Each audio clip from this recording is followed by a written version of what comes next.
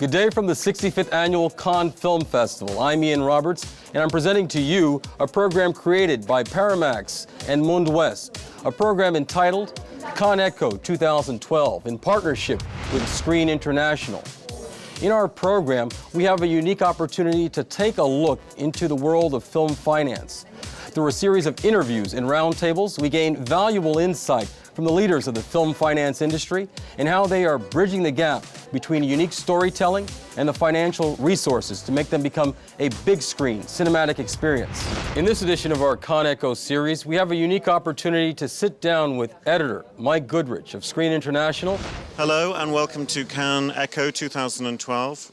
My name is Mike GOODRIDGE. I'm the editor of Screen International magazine, and I'm very pleased to be here with a very special panel on international film sales and its role in film financing. Hengameh PANAHI, the chief executive of Celluloid Dreams. Hengameh, tell us about your business. Your business is slightly different because you're not in the business of selling English language films. You've spent your career finding filmmakers around the world. In fact, non-English language is your forte. How did you start? I started creating my company with the goal of promoting talented independent filmmakers and with a vision of following them like a publisher would do with a writer, and not depending on how much the film would be worth on the market, but how much the director would be worth in a long-term basis, and create his fame and career. And because it was independent, so to go around the world, knock, it takes an awful amount of time. So I came with this idea of saying that I will create a sort of a studio and put it at the service of the filmmaker, which is that we'll build relationship with distributors around the world and promise them as a first look the next movie of the same director. So together we'll create value around his talent and his movies. And even if we don't make money immediately by the director becoming bigger and having more value, at one point we'll get the payback and the paycheck. So this is what I did, and at the beginning when I started, it didn't exist. I mean, we were like one of the few international sales company doing independent films, foreign language, and this was completely new because at that time because as a guy was saying, it was a very strong marketplace. Nobody really cared a lot about working hard and creating value for somebody along the time of 5 or 6 years. Because the money was just coming in. The money was there, and people were just taking and buying and selling and with cash and having great time. So nobody was really concerned about the future of a director or how much you can do to maximize, because nobody was really concerned about difficulties. But for me, it made sense because I thought that this is what independent filmmakers should be doing, and the people around them, because we had also to bear in mind that how we could create a marketplace, but a more, I would say, solid and consistent one, that we can also be a model for others to follow. Yes. So I always like to invent, concepts and business models. So this is like a disease in me. So I did that, and it was interesting because at that time people were selling only their own cinema. So you had what they called export companies. So the French sales company were just exporting French film to the world,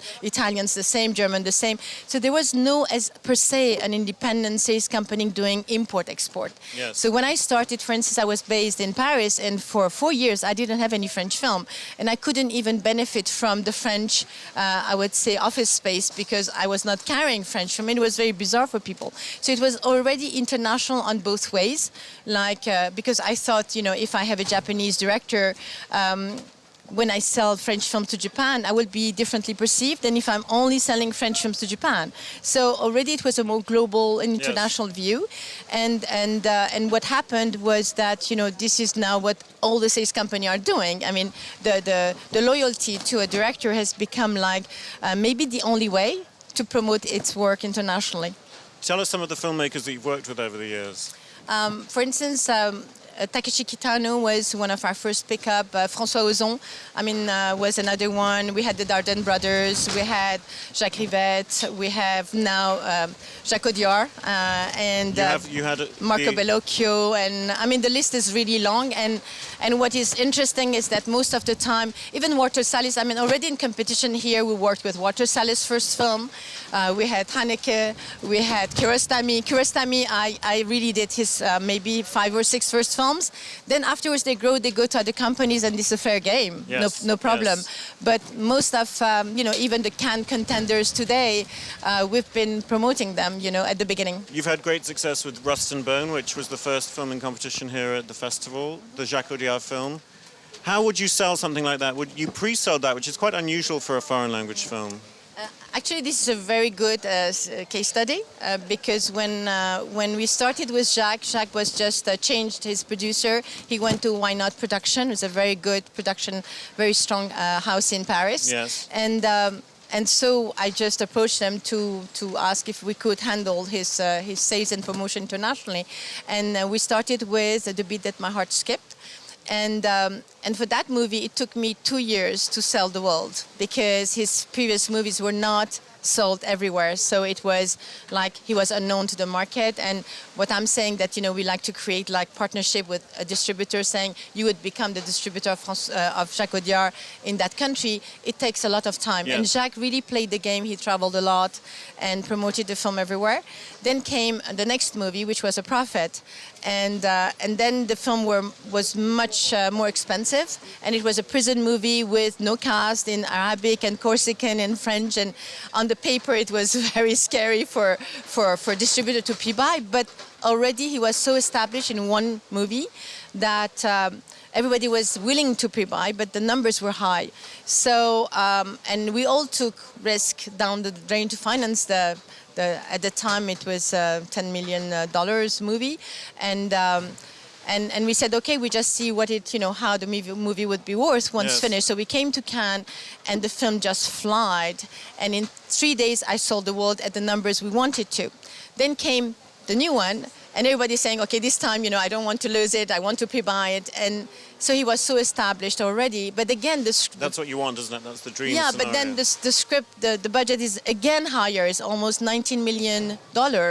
And for art house movie, and with not in English, of course we have Marion Cotillard, but she's not like an Inception, and she's not Miss Dior. The way she is in the character in the movie, she loses her legs, was still, a kind of dark side of Jacques Audiard's filmmaking that people, and the market, they want to see how it's filmed and what it is. So, but still, it was already more easier. So we pre-sold actually the entire world, apart from Asia. So this is what we're selling here.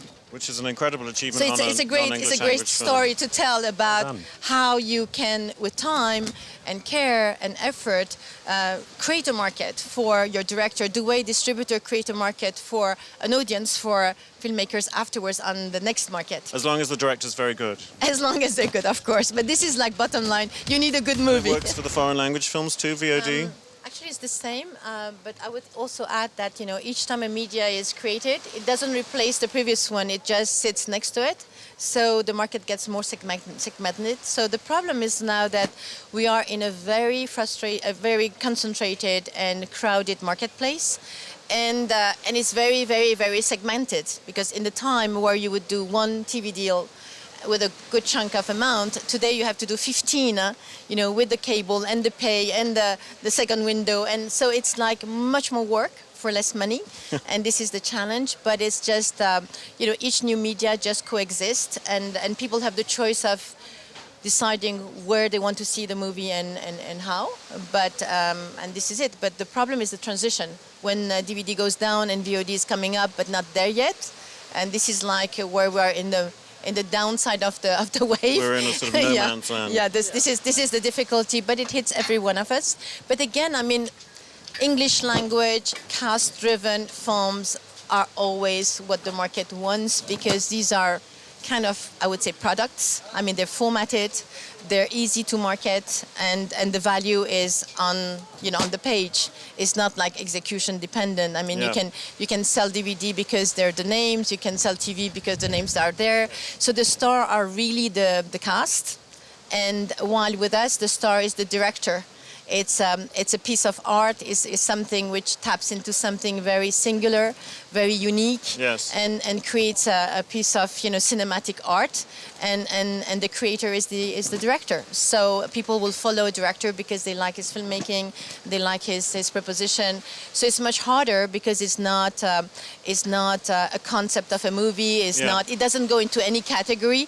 You know, when we started, for instance, as a joke, to put category in our library, it was only drama, and this was not really exciting as a sales point. But the problem, I mean, I just had this morning, for instance, for Rust and Bone in Korea. You know, so when I started, MG was here, PNA was here, and now it's completely the other opposite side. Because in order to promote a film on cinema, because everything starts with cinema. Yeah. I mean, you have to create the value on cinema, and then you have the value on ancillary. But to promote a film on cinema, when there's so many films on the marketplace, you better perform the first day, or after first week. If you don't perform, you're out. So all this effort and money spent, and you just depend on the results of 1 week. So you have to promote extremely. So she was, just to give you an idea, because you like numbers, the MG she was proposing, she had to spend, the MG was 10% of the total risk of the promotion. So it means that, you know, the rest goes for just spending to promote the film, which is ridiculous, because what we will get is 10% of the total risk of that distributor. And this is why the market is not in a good shape. Yes. In order to compete and bring the film to the cinema and attract an audience, you have to spend a lot of money. It's a high-stakes business. Hengameh, thank you very, very much for your time. Thank you. Thank you. Thank you. Thank you for watching our Con Echo 2012 series.